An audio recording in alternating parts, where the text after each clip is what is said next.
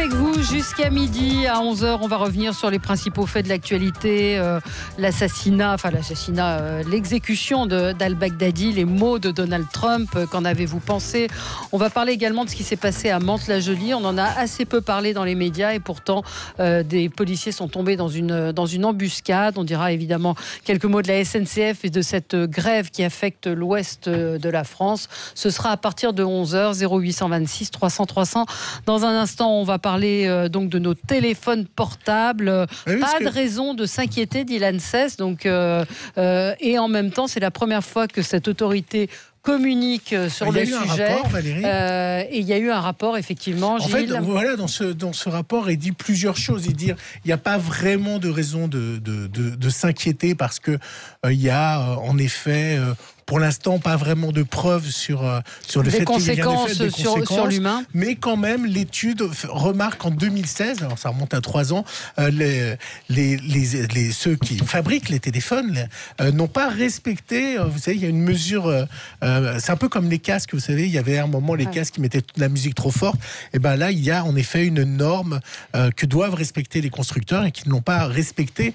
Après, crier, on verra avec nos invités, crier au secours et au danger, je suis pas sûr que ça serve vraiment à quelque chose. On va voir ça dans un instant. Docteur Marc Aradzi, bonjour. Vous êtes président de l'association Alert Phone Gate et vous alertez depuis plus de 20 ans sur les effets des ondes électromagnétiques. On va y revenir avec vous.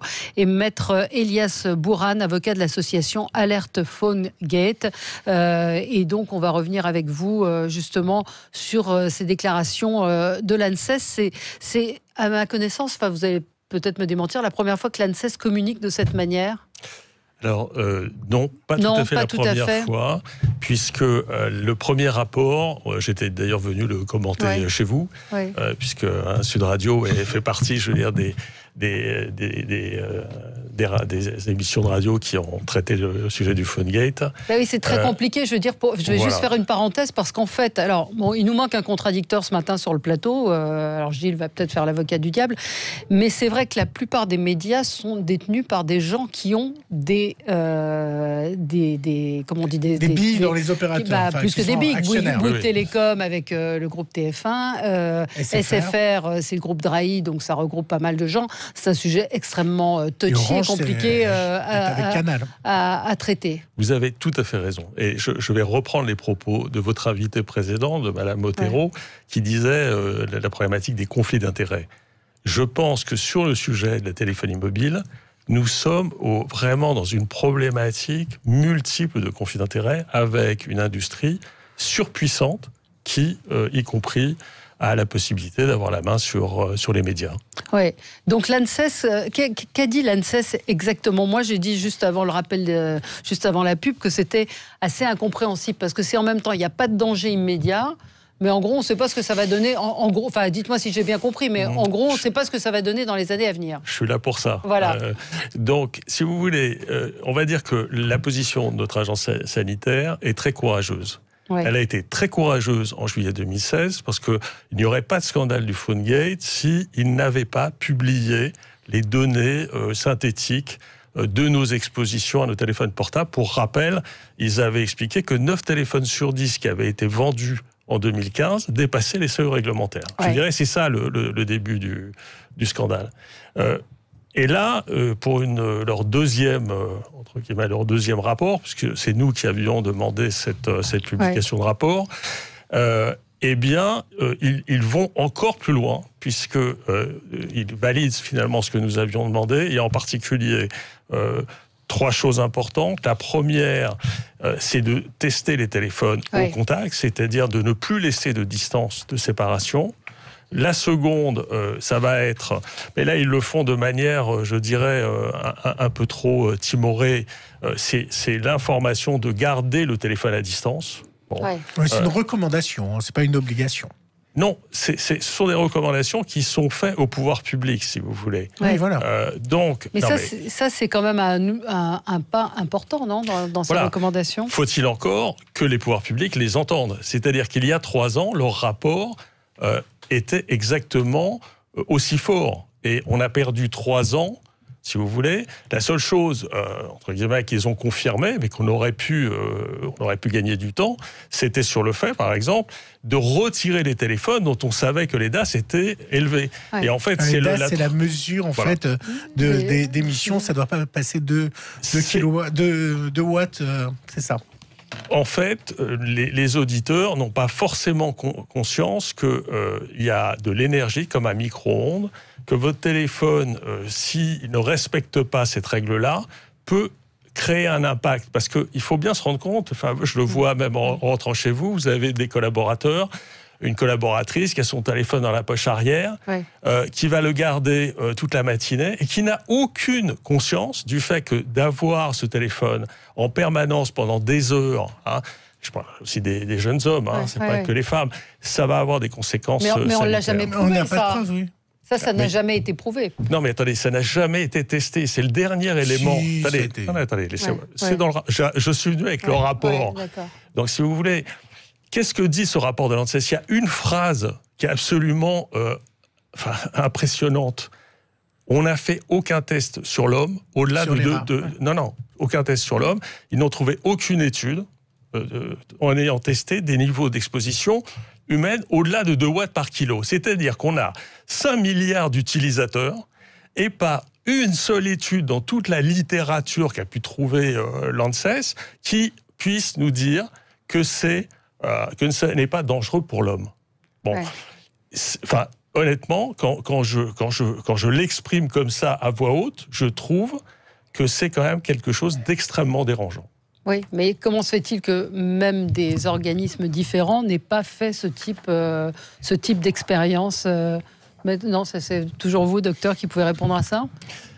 Écoutez, parce que vous avez cité les micro-ondes. Moi, je me souviens de la polémique sur les micro-ondes. Il n'y a jamais eu de preuve non plus que les fours micro-ondes avaient des effets néfastes sur la santé. Alors, si vous voulez, scientifiquement, sur ce débat, en fait, ce qu'il faut bien comprendre, c'est qu'on parle de deux choses bien séparées, les effets thermiques des ondes et les effets non thermiques des ondes. L'effet thermique, c'est l'effet micro-ondes. Et là, en fait, il y a un consensus scientifique qui dit qu'il y a un danger pour la santé humaine. Et là, il n'y a pas de débat sur ce sujet. Oui, et ensuite, c'est logique, mais potentiel. C'est-à-dire, ça dépend combien de temps vous avez votre téléphone où vous êtes exposé. Non. Mais attendez, là, on va parler sous couvert de l'ANSES. Prenez le rapport actuel, prenez leur rapport de juillet 2016. Ils écrivent « Les effets sanitaires sont connus et avérés ». Vous voyez ce que c'est marqué ? Pas sur l'homme. Sur les animaux, sur l'homme. Non, mais attendez, vous venez de le dire. Mais non, mais attendez, les effets thermiques sur l'homme. D'accord ? Ok ? Ce que je vous explique, c'est qu'on n'a pas fait de test au-delà de 2 watts par kilo. D'accord ? Il n'y a aucun élément de test qui a été fait sur... C'est dans le rapport. Et c'est ça, si vous voulez, l'élément central de ce rapport, c'est de se rendre compte que 5 milliards de personnes utilisent, nous tous, et qu'on n'a fait aucune étude là-dessus. Et je pense que ça aurait dû faire partie des recommandations. Et je veux dire, par exemple, il y a un scientifique suisse qui s'appelle le professeur Küster, et lui, c'est simple, il a mis, c'est tous les laboratoires agréés qui testent les téléphones portables, c'est lui qui est le président de cette structure-là.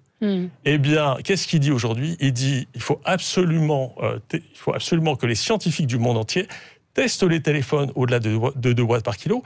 Et il le dit dans son étude, que je pourrais vous transmettre, qu'aujourd'hui, au niveau cellulaire, on est sur des niveaux de plus de 40 watts par kilo pour l'usage des téléphones portables. Mais on 40 watts. Vous êtes d'accord que les 2 watts, c'est 50 fois moins. Enfin, c'est 50 fois moins que la limite. On est d'accord ? Non, pas du tout.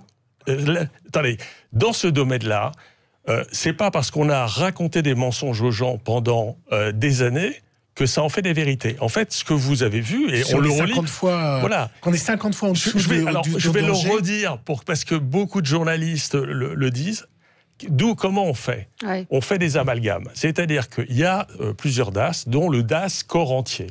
Le DAS corps entier, voilà, c'est un DAS qui n'est pas un DAS de proximité, qui n'est pas un DAS local, c'est-à-dire qu'on fait une exposition lointaine. D'accord. Bon. Et vous avez un seuil qui est de 0,08 watts par kilo. Qui est 50 fois moins que le danger, c'est ça ? En fait, on considère que pour qu'il y ait une augmentation thermique de 1 degré sur lequel il y a un risque sanitaire, pour l'homme, on a mis la limite à 4, ça intervient à 4 watts par kilo, donc on a divisé par 50. Et on parle d'un DAS corps entier, qui n'a rien à voir avec les DAS locaux. D'accord. Et donc, quand les journalistes répètent, et je le redis à chaque fois, et on envoie des courriers aux scientifiques qui racontent ce type de choses, en leur disant, sortez ces éléments. D'ailleurs, vous avez un rapport, et ce rapport ne dit absolument pas ça. Mmh. Donc, merci de me donner vraiment la possibilité de tordre le cou une bonne fois pour toutes à ces 50 fois. Incroyable. Et il faut vraiment le répéter, il y a un risque. Alors, Maître Bourane, vous avez demandé par le passé, plusieurs fois, de très nombreuses reprises, qu'on retire des téléphones portables du marché, de la vente. Pourquoi et lesquels ? Alors c'est par le biais de l'association Alert Phone Gate qui avait listé 250 téléphones qui n'étaient pas conformes à la réglementation, donc qui dépassaient purement et simplement cette limite de 2 watts par kilo. Alors nous, ce qu'on a fait par la suite... 250 marques, c'est ça ? 250 téléphones différents de modèles. Exactement. Il y a des modèles pires que d'autres, c'est un peu ce qu'on a envie de savoir. Vous avez la liste, en fait. Mais par exemple, les iPhones, parlons clairement, les iPhones ou les iPhones. Ce qu'il faut voir, par exemple, c'est que le scandale est sorti aux États-Unis cet été. C'est Sam Rowe, qui est prix Pulitzer, 4 fois nommé au Pulitzer, qui a sorti l'affaire du PhoneGate dans le Chicago Tribune.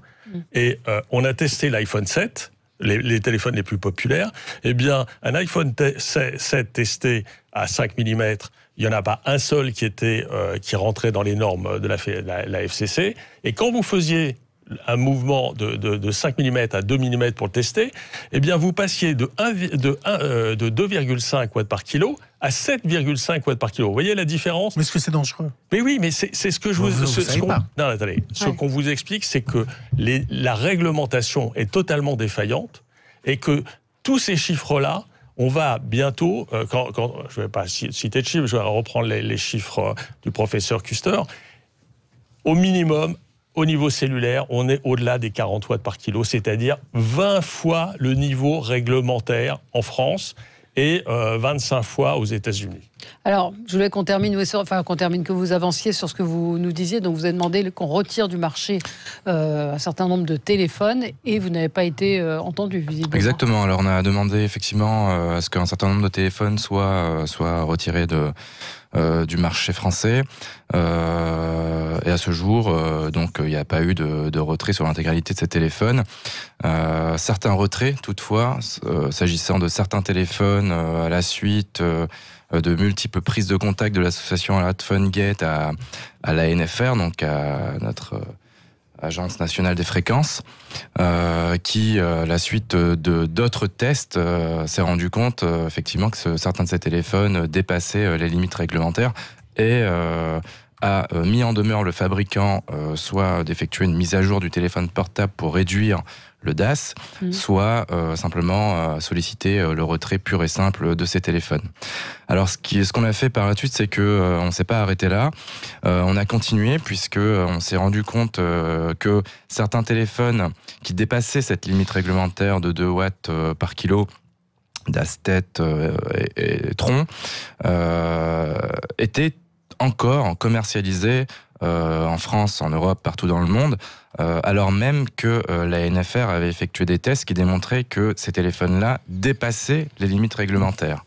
Et le fabricant n'avait pas fait de mise à jour de leur DAS, ce qui veut dire qu'on avait des téléphones donc non réglementaires, toujours commercialisés en France.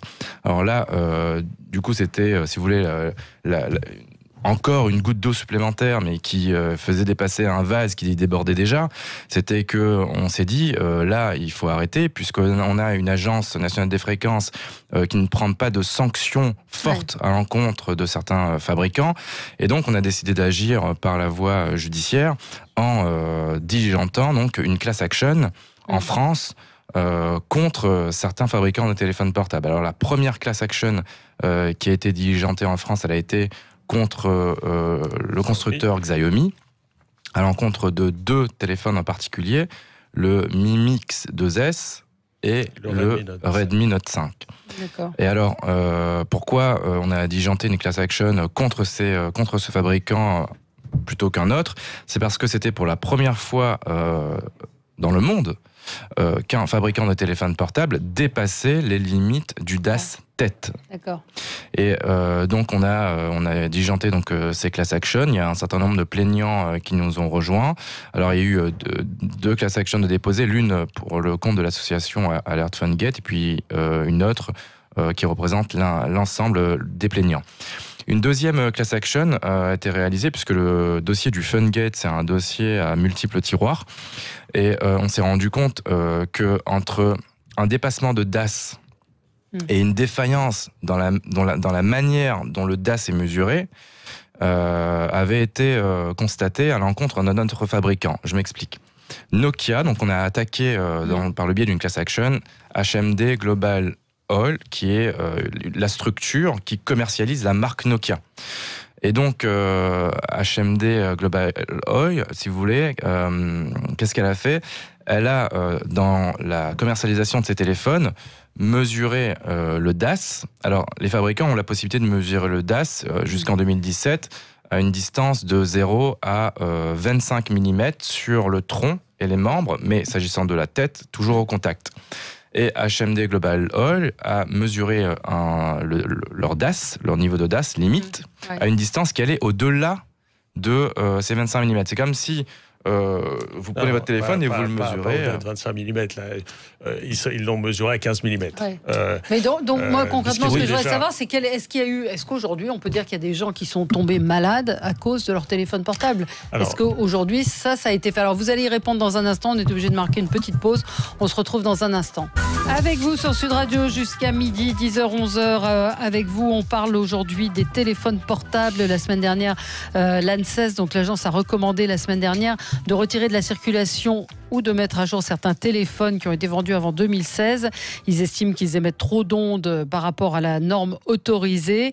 La norme a changé depuis 2016 et plus largement, il y a eu certaines recommandations faites par le gouvernement. Utiliser un kit main libre, privilégier les textos pour communiquer, etc., etc. Et je voudrais qu'on aborde avec vous, docteur Marc Aradzi, donc vous êtes en studio avec nous, président de l'association Alert Fundgate, maître Elias Bourane, également avocat de l'association Alert Fundgate.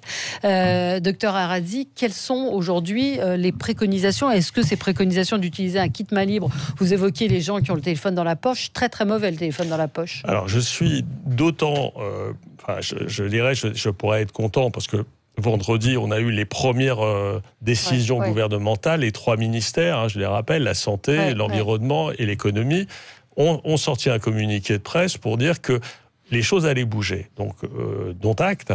Mais quand tout d'un coup, je vois que dans les recommandations, on néglige complètement le fait, par exemple, de dire il ne faut plus garder le téléphone au contact du corps. Je dirais que c'est absolument essentiel. Je vous disais hors micro, parce que j'aime prendre cet exemple-là, c'est la question de la ceinture de sécurité. Ouais. Aujourd'hui, il y a 40 ans, on faisait n'importe quoi. On rentrait dans la voiture, on ne s'attachait pas, on n'attachait pas les gamins. Donc ça, aujourd'hui, plus personne ne le concevrait. Et il y a eu une évolution. Et pourquoi il y a eu cette évolution ? Parce qu'on a eu la chance d'avoir des campagnes de prévention faites par les pouvoirs publics qui ont sensibilisé l'ensemble des personnes à ces questions. Eh bien, ce que nous demandons ce matin à votre antenne, c'est exactement la même chose, c'est-à-dire des campagnes de prévention sérieuses qui, en particulier, soient destinées aux enfants, aux usages par les jeunes, les femmes enceintes, les personnes malades qui ont des pathologies cardiaques, tout le monde. Il faut que nous fassions une révolution. Alors on fait quoi ? Dans un sac ? Dans un sac, on le met où ? Voilà. Moi, j'ai pas de sac. Attendez, dans la majorité des cas, on a la possibilité... Mais est-ce qu'un sac, c'est suffisant ? Oui, c'est-à-dire ce que vous dites, c'est le contact avec la distance, peau, c'est quelques centimètres, si vous voulez. Donc le fait de l'avoir, même dans une poche extérieure de veste, vous voyez ce que je veux dire, est déjà beaucoup plus sécurisant. Le mettre, par exemple, face avant plutôt que face arrière, parce que les antennes sont sur la face arrière. Ouais. des choses, mais d'une simplicité, j'ai envie de dire, que tout le monde peut, Donc vous modifier. dites vraiment ne pas les garder dans la poche, ça on l'a entendu. Et une question, alors je ne sais pas ce que c'est, un auditeur dit, est-ce que le phase-up ou aimant de chez Oris sont suffisants pour protéger de l'effets néfastes? C'est quelque chose qu'on colle sur son portable, c'est ça? Pour empêcher les ondes qu'on colle, en fait. Il y a beaucoup de... Non, ce qu'il faut comprendre, c'est que la seule solution, moi, cette phrase américaine...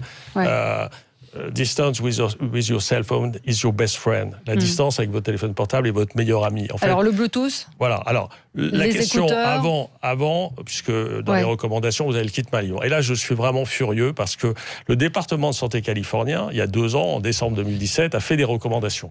Et dans ces recommandations, qui sont basées sur des scientifiques américains, ils alertent sur la question du kit main libre. C'est-à-dire qu'on a dit aux gens, pour les protéger, et on continue, utiliser les kits main libres. Or, ces kits main libres, par le fait, si vous voulez, que l'onde va se propager dans le cordon et venir se concentrer au cœur de l'oreille, voilà, sont aujourd'hui plus à risque que l'usage même du téléphone que vous mettez à l'oreille. Vous êtes contre le kit main libre? Non. Je ne sais pas que je suis contre, je dis simplement que le département... Enfin, attendez, nous, notre position, ce n'est pas des positions du docteur Marc Arasi. Ce dont je vous parle, c'est une position officielle du département de santé californien, qui déjà, il y a 2 ans, vous voyez que nous sommes en retard là, avec l'ANSES, puisqu'ils disent pas de garder la distance du téléphone avec le corps, et surtout...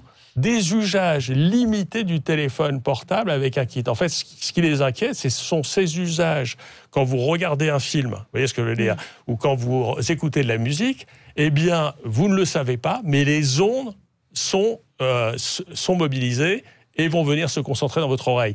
Et ça, il faut le dire aux gens. Mais attendez, je veux bien que vous me regardiez comme si... en Bluetooth. La question c'est que ce soit Bluetooth ou avec le fil. J'ai bien précisé les kits main libre avec cordon. Hein. Avec cordon, d'accord. Et les kits main libre sans cordon. Les kits main libre sans cordon. Le Bluetooth, si vous voulez, va diminuer le niveau d'exposition, ce qui est là encore... Oui, mais attendez, c'est pas pour aller se jeter sur les Bluetooth, parce que là encore, vous avez plusieurs niveaux de Bluetooth, qui est à la fois le niveau de votre téléphone portable, qui est en fonction d'un nombre d'étoiles, et le nombre et la qualité de votre Bluetooth. Et vous pouvez arriver, parce que vous avez une qualité médiocre, à un niveau d'exposition vraiment mauvais. Donc, si je dois donner un conseil à vos auditeurs aujourd'hui, c'est d'utiliser ce qu'on appelle les kits avec cordon Air Tube. Pourquoi? Parce qu'on met de l'air dans le cordon, et que l'air va faire en sorte que l'onde ne puisse pas se propager et venir se concentrer dans votre oreille. On a Claude qui voulait réagir. Bonjour Claude. Oui, bonjour Valérie Expert. Merci. Voilà, moi je prends au vol, donc je dois dire, je tiens à m'excuser si mes propos sont à un moment inexacts, parce que je n'ai pas lu l'étude ANSES. Moi j'ai reçu l'étude ANSES sur le compteur Linky, donc je pensais que c'était la même, mais c'en est une autre. Non, moi je voulais réagir en disant, je trouve quand même derrière le sujet dont on parle, quand même un des effets ricochets du principe de précaution qui fait que, à partir du moment où on ne peut pas prouver que quelque chose n'existe pas, on postule que ça peut exister. Parce que tout à l'heure, le docteur a dit, et c'est un propos là sur lequel j'ai aucun désaccord avec lui, il y a 5 milliards de personnes qui ont le téléphone comme vous dans la poche. Je pense qu'en tant que Toubib, s'il fait de la recherche, une cohorte de 5 milliards, il doit en rêver pour tous les autres problèmes qu'il étudie. Est-ce que sur les 5 milliards d'humains qui ont un téléphone dans la poche, on a détecté de nouveaux syndromes qui n'existaient pas avant et qu'on peut éventuellement raccorder au problème du téléphone? Et puis l'autre aspect, c'est l'histoire du cordon d'oreille. Alors là, moi, ça me fait... Excusez-moi, mais je m'esclaffe. Parce que le cordon, il déporte pas les ondes, il déporte le signal électrique qui arrive au haut-parleur. Ça veut dire que si vous avez une chaîne hi-fi chez vous, avec des haut-parleurs qui sont loin du tuner, dans les fils qui vont au haut-parleur, il y a des ondes dangereuses. Faut arrêter, quoi. Je veux dire que là, à mon avis, on est encore dans cette espèce de... Comment dire, le culte de la peur, en fait, en disant, mais aujourd'hui, finalement, il faut plus manger, il faut plus écouter, il faut plus sortir, il faut plus... Moi, je trouve que... Alors, je suis d'accord que la ceinture de sécurité, c'est un bon exemple. Il faut des précautions. Je suis d'accord que les jeunes enfants, il faut pas les laisser des heures et des heures près d'un téléphone. Mais de là à dire que pour chacun de vous, dans votre studio, avec le téléphone dans la poche, vous risquez votre vie, je crois quand même qu'il faut pas pousser. Voilà. Merci Claude. Vous dites, Marc Écoutez, merci.